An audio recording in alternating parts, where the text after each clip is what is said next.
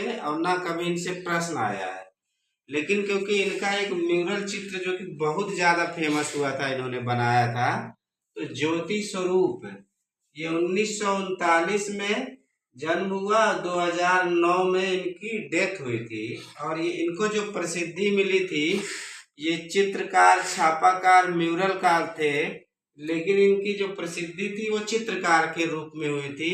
लेकिन इनका म्यूरल चित्र बहुत प्रसिद्ध हुआ था, घूमर। ठीक है ना, कहीं का लोक नृत्य भी है घूमर। ठीक है, उसी लोक नृत्य का इन्होंने घूमर नाम से म्यूरल चित्र बनाया है। तो इनका जन्म 1939 यानी कि 1939 ईस्वी में राजस्थान के जोधपुर के जिले में हुआ था और इनकी डेथ 2009 ईस्वी में हुई थी। ज्योति स्वरूप जो थे चित्रकार, छापाकार और म्यूरलकार थे। ठीक है ना, लेकिन इनको जो प्रसिद्धि मिली है वो जाने जाते हैं चित्रकार के रूप में। और ये जो है जल रंग विधि में, तैल रंग विधि में और एक्रेलिक रंगों का प्रयोग करते थे। और इनके चित्रों पर यानी कि ज्योति स्वरूप की कला पर अमूर्त अभिव्यंजनावाद का प्रभाव है। ठीक है ना, अमूर्त, ये अभिव्यंजनावाद सब जानते हैं, ये वेस्टर्न का है, वाद है व्यंजनावाद। 1913 में इस वाद का जन्म हुआ था जर्मनी में। अभिव्यंजनावाद का जन्म कहाँ हुआ था? जर्मनी में। ठीक है ना, अमूर्त मतलब आप समझ ही सकते हैं, जिसका कोई मूर्त ना हो, जिसका कोई मूर्त ना समझ में आए, ऐसी जो पेंटिंग होती है वह अमूर्त अभिव्यंजनावाद के अंतर्गत आती है। तो ज्योति स्वरूप ने छापा कला की शिक्षा कंवल कृष्ण और देवयानी कृष्ण से ली थी। कहने का मतलब यह है, इन्हीं दोनों लोगों से इन्होंने छापा कला सीखा था। ये भी फेमस कलाकार है, आपको पता होगा।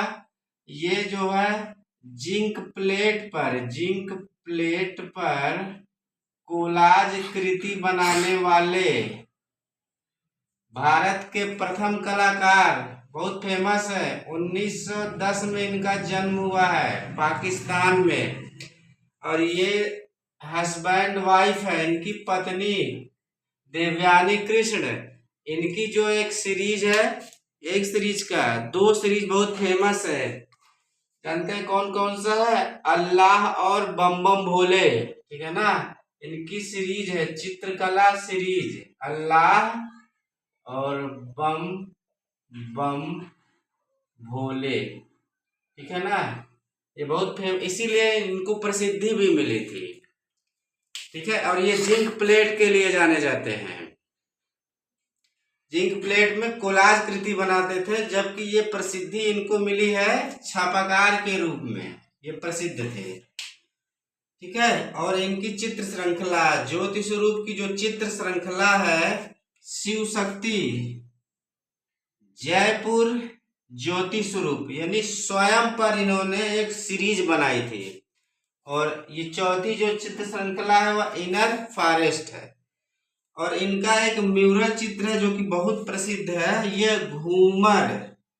घूमर म्यूरल चित्र है, जिसमें इन्होंने 3 स्त्रियों को बनाया है। और इस पूरे म्यूरल की जो लंबाई है वो 15 फुट है और चौड़ाई 5 फुट है। ठीक है, इस म्यूरल में इन्होंने सोने का प्रयोग किया है, गोल्ड का प्रयोग इन्होंने, इस म्यूरल पेंटिंग में इन्होंने गोल्ड का प्रयोग किया है। इसका अगर प्रयोग वैसे ही किया गया है जैसे शाहजहां के काल में, आपको पता होगा शाहजहां के काल में चित्रकला का पतन काल कहा जाता है और स्थापत्य कला का स्वर्ण काल कहा जाता है शाहजहां के काल में। तो शाहजहां के शासन काल में जो पेंटिंग बनाई जाती थी, ठीक है ना, उसमें सोना चांदी जड़ा जाता था।